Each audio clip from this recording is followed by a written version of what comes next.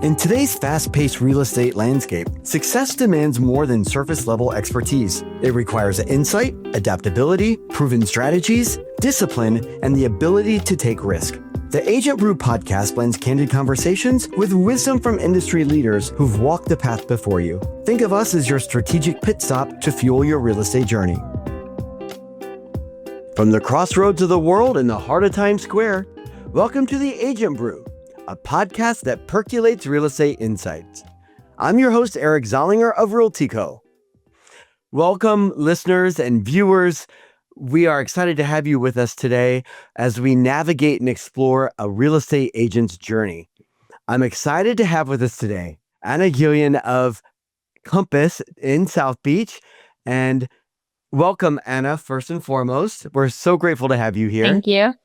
So, I just have to say, we've known each other for a long time now, and you're all grown up. Yes. And we worked together many, many moons ago at DEDM. You started as an analyst. Correct. And I always had such a great respect for you. And because you know your stuff in and out, and you're such a nice person. And plus, I mean, my gosh, there is nobody better to have on your arm at a gala event like the Inspiration Gala of AmFAR. Yes. I think back to that evening, you were wonderful. So welcome.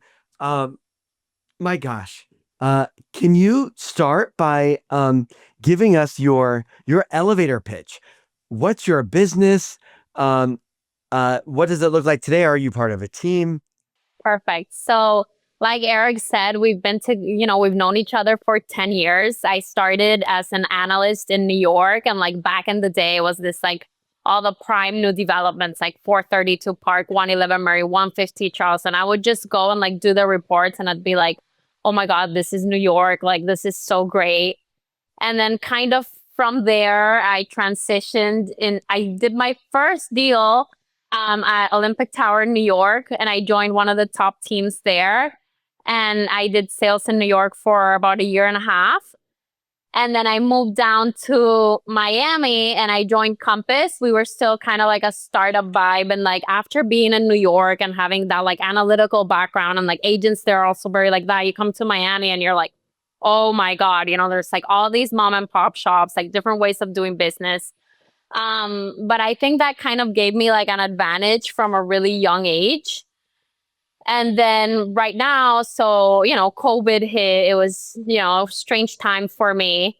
I left to get my MBA for a year, right at the peak of the market. And then I've been back since, I was gone 2021. And I've been back since 2022. And I partnered with Liz Hogan, who's a dear friend of mine, mentor. I adore her.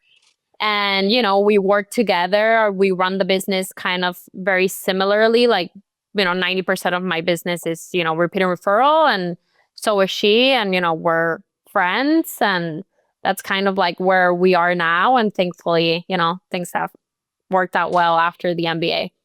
Congratulations. So your MBA, is that in real estate? Is it real estate finance or what's the program you went to? So I went to Madrid. I actually did my thesis. It was a real estate project for buying real estate in Spain and acquiring the golden visa. But, more than like the educational part of it, I just think I needed a break after COVID. I made some really great connections. I concentrated in marketing and real estate. It was one of the best years ever. But I just think it also goes to show that, it's not all like so transactional. Like you have to kind of like take care of yourself a little bit and follow your soul or. Absolutely. So Liz Hogan at Compass, how many is on the team? So we have a very small team. I kind of run my business like an independent agent. And then Liz is always there for me, for a big listing. She's helped me land, very good advice, very good systems.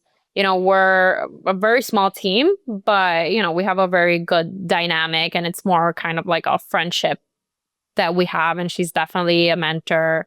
Definitely, she has some incredible sales, and that's also something she's been pushing me to do because, for the past like 3, 5 years, I feel like I've been playing in the 500,000 to $3 million range. And then this year I'm kind of trying to transition to the 3 to 10 million.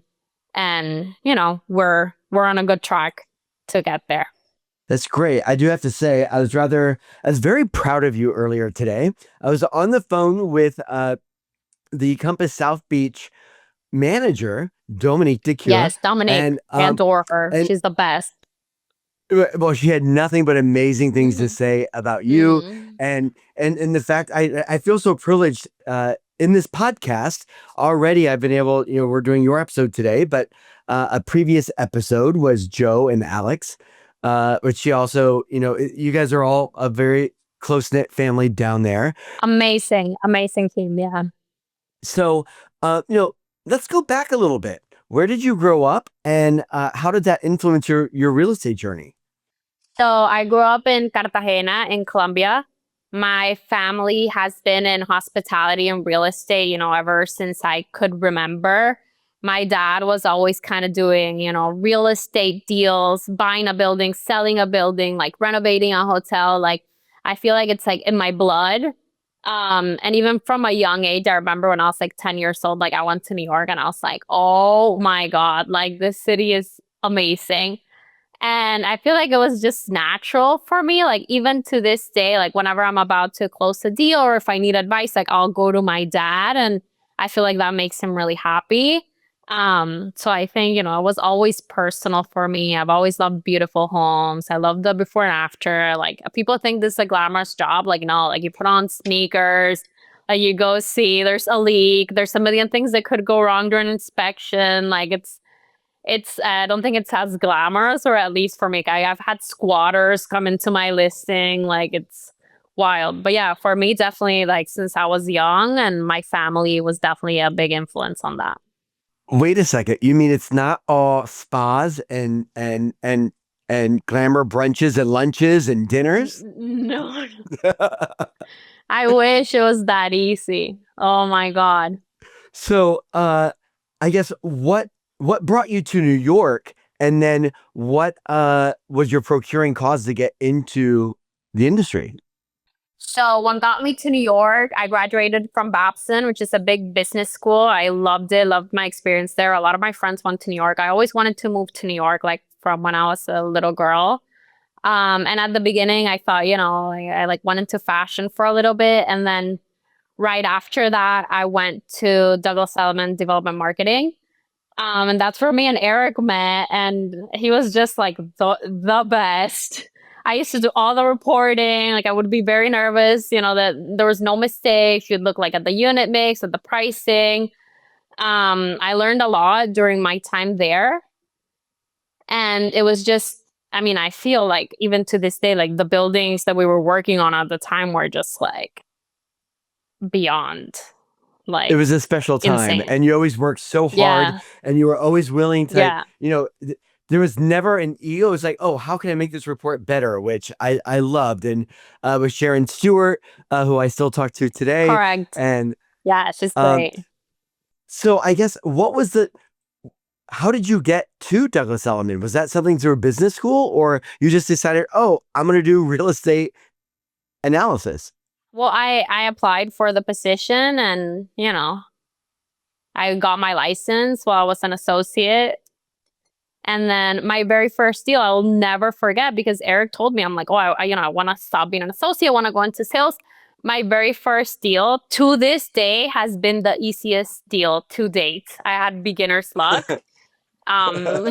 So someone I was very close to at the time, I sold an apartment at Olympic Tower and I was like, oh my God, like, it's like a $3 million apartment. And, I was I think I was like 22 at the time or like 23. And Your first deal was Eric was $3 like, million dollars. correct. So cash deal, like not a co-op building, the nicest people. I was like on top of the world. And then when I went into sales, I was like, oh my God, this is not that easy. But, to this day, it's like a deal I hold, special to my heart because it's like, I feel like what pushed me to like really go for it. And I was so young and everyone's like, oh, you're gonna fail, like, all these blah blah blah blah blah. And like I really like went for it. And I did really well for my age. I worked with one of the top teams, with Noble Black. Shout out. I adore him. The way they do business is, like impeccable. And like to this day, like the guys I used to work with, they're still together. Like it just kind of goes to show like, like the power of teams. And I owe those guys, everything I know, because that's kind of like how I learned how to like be an agent. And I do feel like that definitely gave me an advantage when I came to Miami. Like, I was like, oh, like this, was a little, it's definitely, it has a little more flavor than New York, but I also love Miami and I couldn't be happier. It's been, I've been here since late 2017. 2017, right? Because I remember you came to the opening of the Art Basel Mm-hmm. VIP portfolio lounge when we had the champagne Yeah. toast, and it was so good to see you there. Yeah. Um, That was so I guess fun. it was so much fun, but it's very challenging, one, to go into real estate and resales, not in a city that you grew up in, right? So you went to New York, then you went to Miami. How did you do so well so quickly? Is it something that because you joined the team, you were able to flourish because of the team, or what were those steps that you can share with our viewers and listeners? So when I first got to Miami, it was hard at the beginning. I'm not gonna lie. Feel like the first 6 months were hard, but I asked every single agent in my office for a referral. Do you have a rental? I'll work it.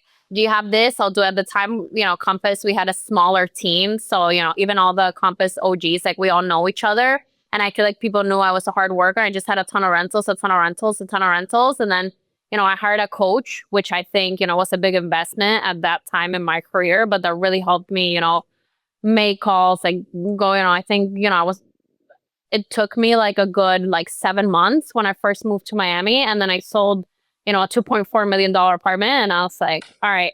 And like at the time for Miami, that was pretty high because it's not like Yeah, this was like pre-COVID. And then, and I think it's just that, like, it's who, building your relationships, repeat referral, even relationships with other agents. Like, I get a ton of business from agents in other cities, and it's not because I'm like actively looking for it. It's just because, like, me and Eric, we know each other, we like each other. You genuinely, know that person works well, and vice versa. Like, for me personally, like, my business has always been organic.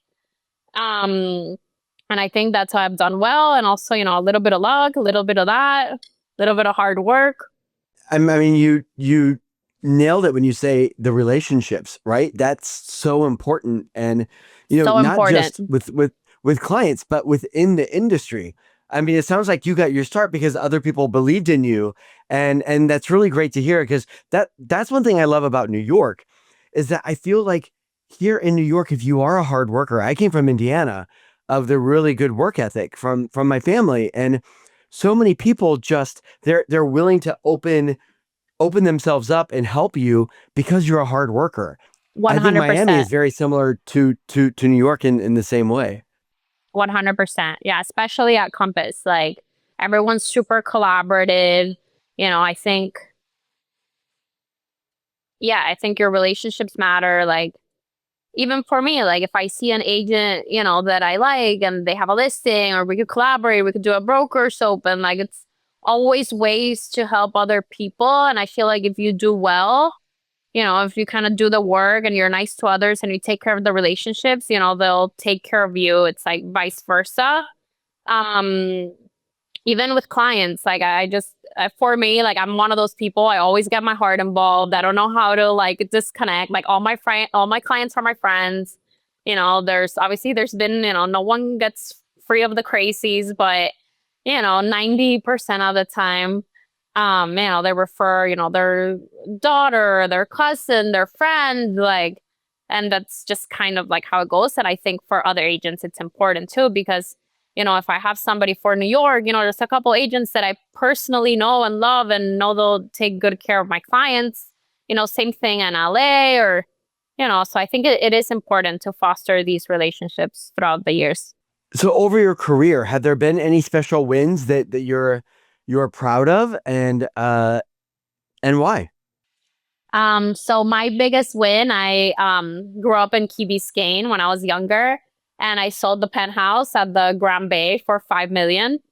That today is my biggest sale. I'm working on a pitch right now that's bigger than that, but it was just such an accomplishment for me. And I remember like my sales manager at the time was like, "Oh, you should, co-broke this with another agent or this or that. Like, it's gonna be hard for you to do it on your own." And then, you know, again, pre-COVID, I sold a $5 million listing in the Grand Bay in Key Biscayne. And for me, that was just like such an accomplishment.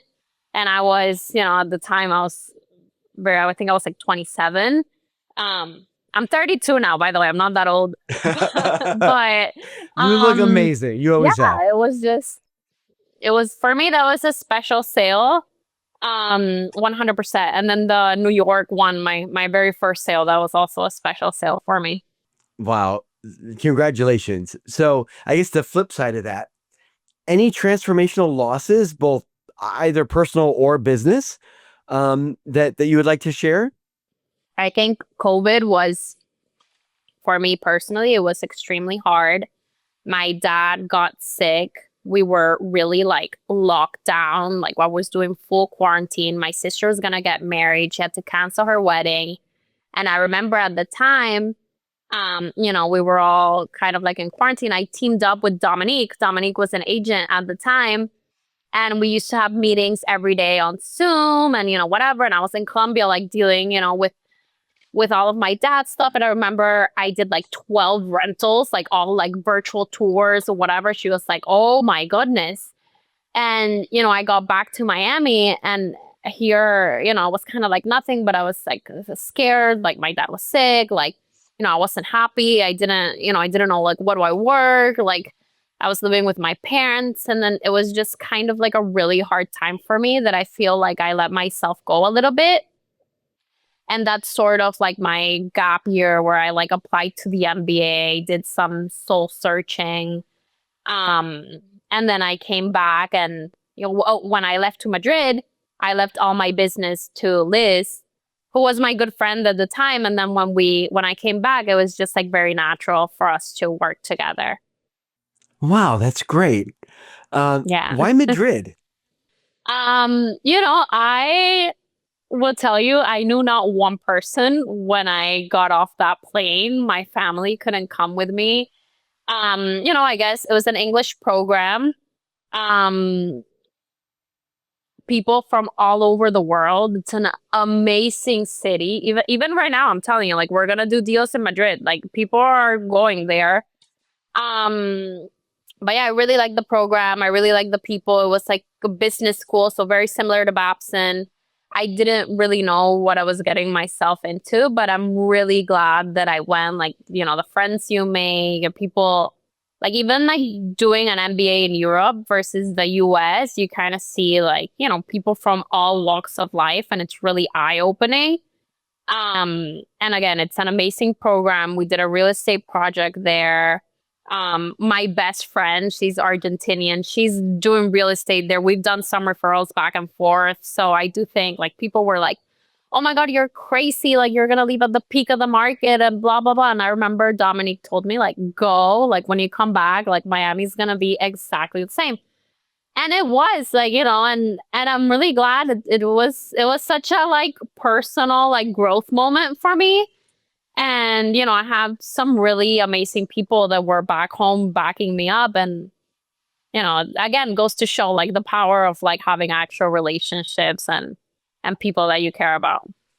I mean, you're fearless. Like, wow. I mean, how Oh, incredible. no, no, You no. moved to New York. You moved to a different country. You moved to New York. You go to Miami. I mean, you go to Madrid. This is really, really Yeah. commendable. You're Nah, very thank you. well-rounded, very well-spoken. I guess, just is there anything you can do outside of real estate? Like, is there time for that? It seems like you're so busy. Do you have outside passions? 100%. And I remember Jeff, who's also with Compass, once told me, kind of like make a list of what you like to do and how can you get business out of that. So, one of my goals for this year is, to be more fulfilled and be happier. So like if there's like say no more to people you don't want to work with, and then kind of like build your business and your life around things that you like to do. So, this year, I started working with one of my childhood friends. She's helping me with all of my marketing. That's freed up a lot of my time. We have such good energy together. I really believe in people's energy. And it's kind of been like, all right, like, what do I like to do? Like, I love to work out. I love to go to the gym. I love to lift weights. I have, Christmas and New Year's, I let myself go a little bit. Like, I'll go to the gym, or like if I want to invite a friend or a client, I'm like, hey, you want to go work out? And then we'll do this. Like, kind of make them mesh together. Something else I feel has helped me tremendously in the last, 2 years is my therapist. Like 100%, if I recommend it to my younger self, get a therapist, because, the highs are really high and the lows are really low, and all this craziness. And Gabby Bernstein, her work is just beyond like a super attractor. Like everyone read that book. It changed my life. I reread it.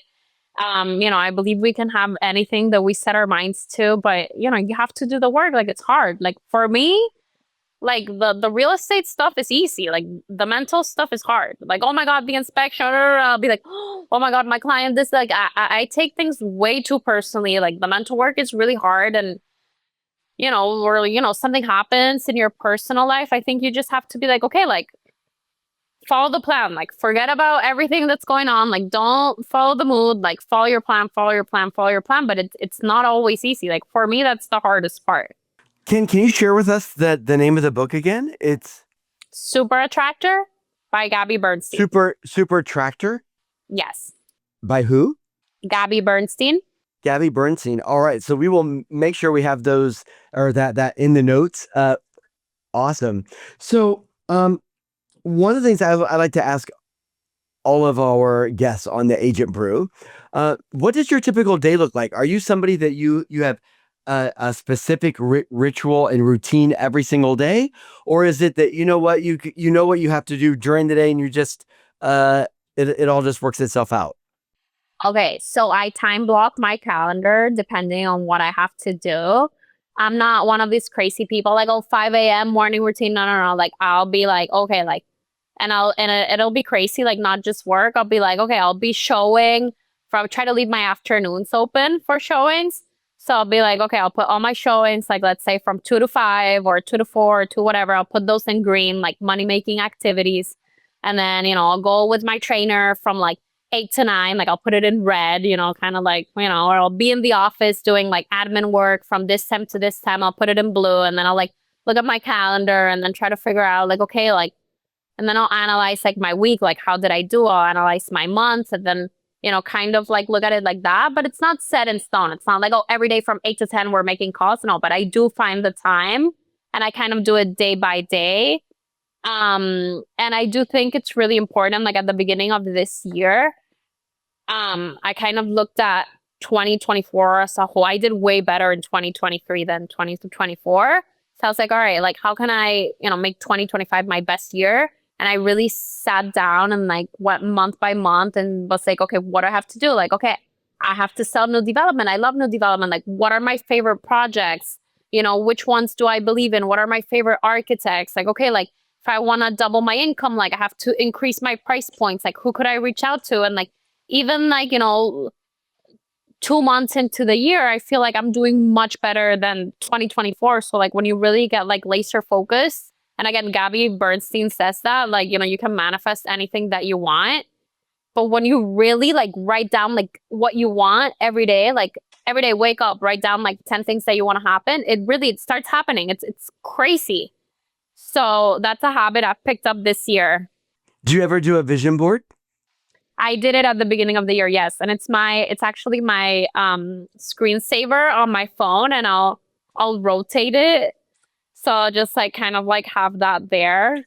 And it'll be like from the silliest thing to like, the craziest thing, like, oh, like I want a big house with a dog and a barbecue, or like, I want to buy, this for next month. But I feel it really helps get you grounded, places you want to go, things you want to do, deals you want to close, like even buildings. Like I have, 1428 Brickell is one of my favorite new developments. And I'm like, I want a deal there. So I, put a like picture of the building in my background. Like it could range from like a ton of things, but I do believe in vision board and manifesting and all that. That's great. I do too. And it's just amazing how it does work. Um, if you allow the time, right? It's not going to happen overnight. I mean, some things do, Correct. but for the most part. Um, so why don't we start playing the gratitude game, which is rose, rose, thorn, bud. But we like to, change it up a bit since I think you're drinking coffee, right? Mm-hmm. Cheers. It's 3:05 day of Miami, actually. So the first one is the aroma. Think of Okay. it as it's brewing in the morning. It's like it gets you out of bed. It's invigorating. What gets you out of bed in the morning? I think my workout, that's like the first. I always think you need one physical win every day. So I try to work out, first thing when I wake up. Then you need like one mental win. And for me, the possibility of connecting with people and helping someone, kind of like getting those calls like, oh my God, you're the best. Like to me, like that fulfills me. And I think that really gets me out in the morning and, not only work wise, but, personal as well. Like I feel I'm a good friend to my friends. I'm a good family member. Like the people around me, definitely, I think it's like, your mental win. You have your physical win. And then, So then the brew is that second rose. This is where what brings you a deeper joy or satisfaction? One could say, what is your why? okay, I think definitely, freedom. Freedom in what context? Freedom. I mean, I think your time is very valuable. I think that's something I've Okay. learned and what you do with it. Um, I try to look at the year and be like, okay, how much time, like, how much time do I want to spend with my family? I make an effort to go and see my parents. They're getting older. And I prioritize kind of like my family, the trips I want to see, my friends. And I think real estate kind of gives you the freedom to, you have to work hard, but, have the freedom to kind of like design your life how you want it. I think it's like Jesse Itzler that he has like the big calendar club or whatever. And he's like, there's, they do like 2 or 3 big experiences a year. And then, make sure you do them because you can't spend all your life just working. And, I think you have to like consciously be like, okay, like, what do I want to do? Like, do you want to, I know you like bike riding, like, don't want to go bike riding across the country with my friends. Like for me, like, I like to go see my MBA friends once a year. I love to go to New York. I love to go to Europe. Like, I see my parents as much as I can, especially after my dad got sick. I go see my sister, my nieces. Like, I make sure I prioritize my family and the people closest to me and make sure that's penciled in somewhere because if not, and fun things like I like one of the things that happened to me when I moved to Madrid. I'm like, oh my God, I'm so boring. Like I live in Miami. Like, I work and I go to dinner. Like, what do I do? Like now I'm just saying yes to things. Like, the other day somebody told me like, let's go play paddle. I didn't really know how to play. Okay, we go. I took a couple classes, or let's go sailing. Let's go, shoot. Like, whatever. I'm just starting to be saying yes more to life and being this like fun person because I do think it goes quickly. Is there anything in your personal or business life that is causing you frustration? That's kind of like the thorn in your side, or as we like to say, the ground, which can get all over the place and be messy. Is there any obstacle right now that Yes. you're seeing or you're frustrated? Yes. I think, a lot of agents can agree. There's a lot of unrealistic sellers. Like the COVID high is done. And there'll come like 1 or 2 articles like, oh, this billionaire, but spent 100 million in Miami. Like there's only a couple of handful of billionaires. People are not gonna pay, 30% more for your apartment, and you need to have these tough conversations, and whatever is overpriced is really not selling, especially for condos. And you have this, I send seller reports every Monday, just so even if there are no updates, like my clients have an update, like no update is an update.